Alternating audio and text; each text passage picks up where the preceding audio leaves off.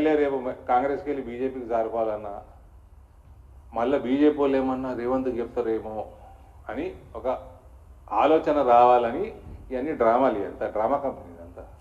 ఆనాడు కేసీఆర్ కూడా అదే చేసు, మమ్మల్ని జాయిన్ కమ్మంటున్నారు ఎన్డీఏ ప్రభుత్వంలో, మేము ఆలోచిస్తున్నాము అన్నాడు. నువ్వు ఆలోచిస్తావా? నీ బిడ్డ ఫస్టే దుంపుతుండే పోయి క్యాబినెట్లో, నేను అడగకంటే ముందు. ఇవన్నీ కేంద్రం అరే బీజేపీకి తెలిస్తే మా ఓడైతే పోదామనుకుంటుండో వానికి చెప్తారేమో అని భయం సృష్టిస్తుంది. ఇదంతా వాళ్ళ రాజకీయ వాళ్ళకున్న ఇంపార్టెన్స్ కాపాడుకుంటుంది.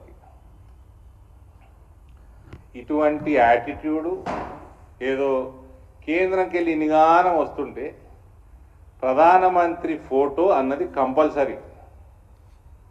మేము అడుక్కుంటలేము, దట్ ఈస్ కంపల్సరీ ప్రోటోకాల్. అది దాన్ని బైఫర్కేట్ చేసి బైపాస్ చేసి నీ ముఖం ఒక్కటి పెట్టుకొని ఆ ఉత్తమ్ కుమార్ రెడ్డి టీఆర్ఎస్ ఓడరా నాయన, మీకు ఎన్నిసార్లు చెప్పాలి అర్థం కదా, ఆయన ఫోటో పెట్టి నడుపుతా అంటే ఎక్కడదక్కడ బగ్గుమ అనిపిస్తాం. చెప్తున్నా, మర్యాద ఉండదు, మర్యాద ఉండదు. నువ్వే బిచ్చగానివి, పనికిమాల రాజకీయాలు చేసి ఈ యాటిట్యూడ్ వల్ల తెలంగాణ ప్రజలకి నష్టమే.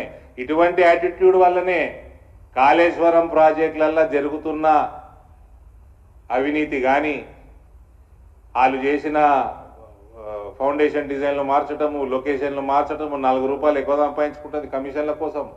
దీనివల్ల ఆ కాళేశ్వరం ప్రాజెక్ట్ నేషనల్ ప్రాజెక్ట్ కాలే. మీడియాలో మాట్లాడతారు వచ్చి నేషనల్ ప్రాజెక్ట్ కాలేనా, ఎందుకు కాలే, ఎందుకు కాలే. ఈ యాటిట్యూడ్ మంచిది కాదు. పార్టీలు వేరు, ప్రభుత్వాలు వేరు. ప్రభుత్వం చిల్లరగా రేవంత్ లెక్క ఆలోచన చేస్తే ప్రజలకు నష్టమవుతుంది. ఇది ఈ రేవంత్ గమనించాలి. Short sighted fellow, not just he himself is short anyways, his vision also is short sighted fellow. Foresight లేదు, ఏం లేదు.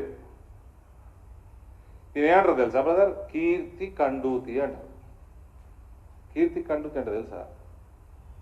పేరు రావాలి, పాపులర్ కావాలి, కీర్తి సంపాదించాలి అన్న కండూతి అంటే దురద అన్నట్టు.